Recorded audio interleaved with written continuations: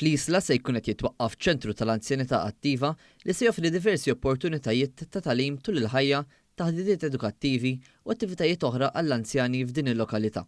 Dan wara li ġie ffirmat ftehim bejn l-anzjanità attiva u kura fil-komunità u l-Kunsill Lokali rispettiv. Iċ-ċentru tal-anzjanità attiva tal-Isla se jkun qed jopera minn sala li bħalissa qed tiġi rinnovata wara li għaddiet f'idejn il-Kunsill. Dan iċ-ċentru se jkun immexxi minn ħaddiema tal-anzjanità attiva u kura fil-komunità b'kollaborazzjoni mal-istess kunsill.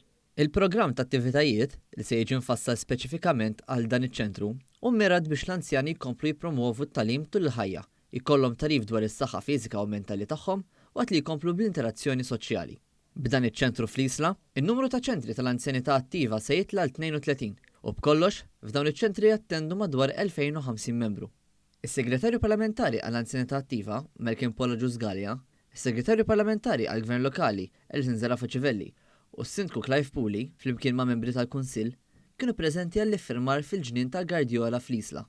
Ġużgalja esprima s-sodisfazzjon tiegħu dwar dan il-ftehim u qal li din l-inizjattiva tirrifletti d-dedikazzjoni tal-Gvern biex jtejjeb il-ħajja ta' kuljum għall-anzjani. U dan se jkun 32 ċentru tal-anzjanità attiva ġewwa Malta. Fil-fatt, aħna hawnhekk ġejna wkoll rajna l-bżonn li ikollna bżonn ta' ċentru tal-anzjanità attiva għaliex għandna diversi għandna parti sostanzjali minn popolazzjoni li anzjana u rew ix-xewqa. Min-naħa tagħha, Zarafa Ċivelli faħret l-impenn tal-Kunsill tal-Isla biex jisostni l-anzjanità attiva fih danu.